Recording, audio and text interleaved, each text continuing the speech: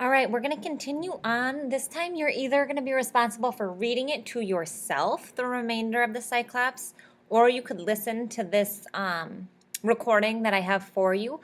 But your job is to finish the text, and as you're reading, you need to be highlighting again Odysseus's character traits being revealed in pink, and the Cyclops or Polyphemus is in blue.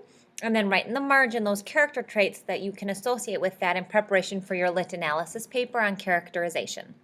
So we're going to pick up, and I'm going to start the audio at line 430, 40, 31, 432, where it's so breathing hard we waited until morning. So follow along in your text and mark the text for characterization.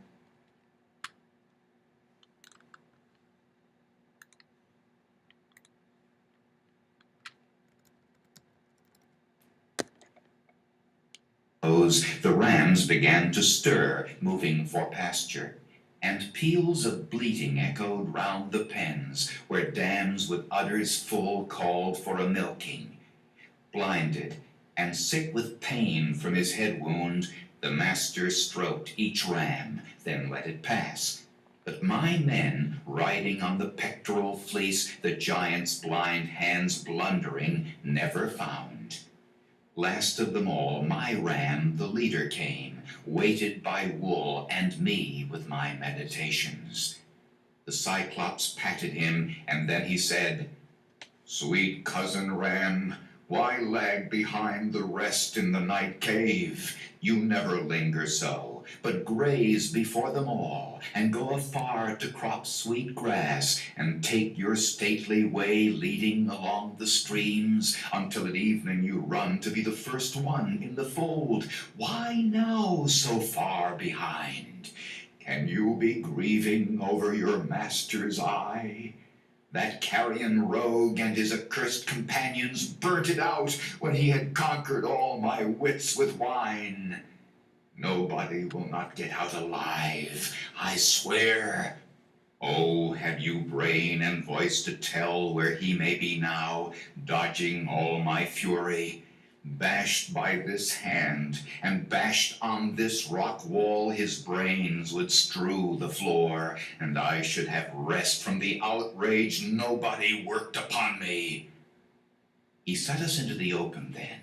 Close by, I dropped and rolled clear of the ram's belly, going this way and that to untie the men. With many glances back, we rounded up his fat, stiff-legged sheep to take aboard, and drove them down to where the good ship lay.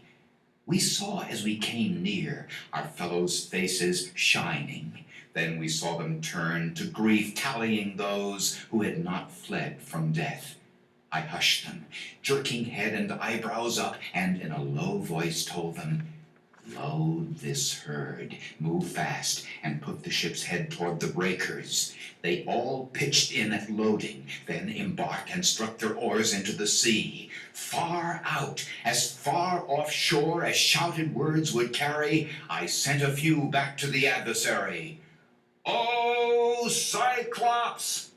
Would you feast on my companions? Puny am I in a caveman's hands. How do you like the beating that we gave you, you damned cannibal? Eater of guests under your roof, Zeus and the gods have paid you." The blind thing, in his double fury, broke a hilltop in his hands and heaved it after us.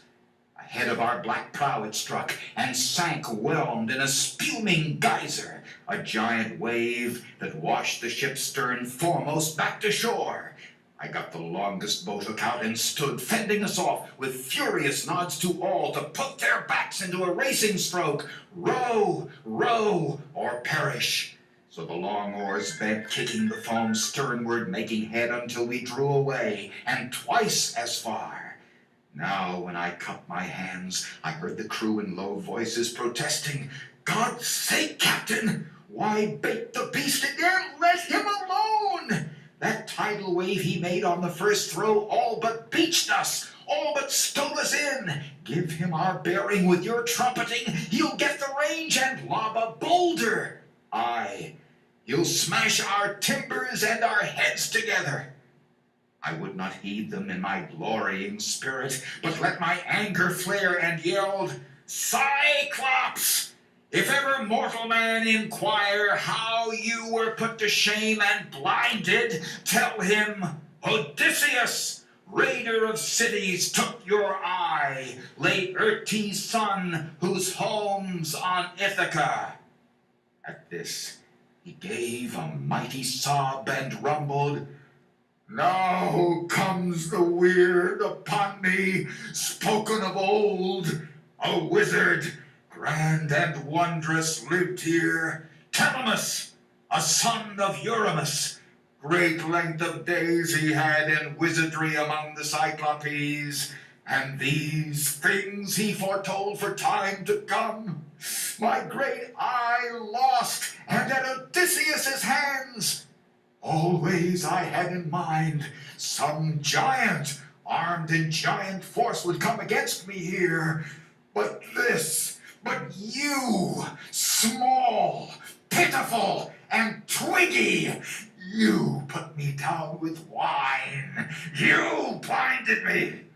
Come back, Odysseus, and I'll treat you well, praying the god of earthquake to befriend you. His son I am, for he by his avowal fathered me, and if he will, he may heal me of this black wound, he and no other of all the happy gods or mortal men.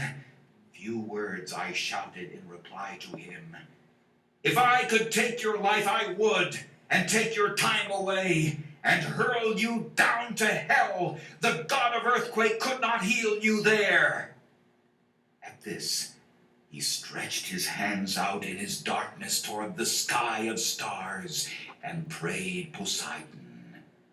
Oh, hear me, Lord, blue girdler of the islands. If I am thine indeed, and thou our father, grant that Odysseus, raider of cities, never see his home. Laertes' son, I mean, who kept his hall on Ithaca, should destiny intend that he shall see his roof again among his family in his fatherland, far be that day, and dark the years between. Let him lose all companions and return under strange sail to bitter days at home. All right, so here we would imagine that Homer stops reciting for the night. The blind poet might take a glass of wine before turning in. The listeners would go off to various corners of the local nobleman's house. They might discuss highlights of the poet's take among themselves and look forward to the next evening's installment.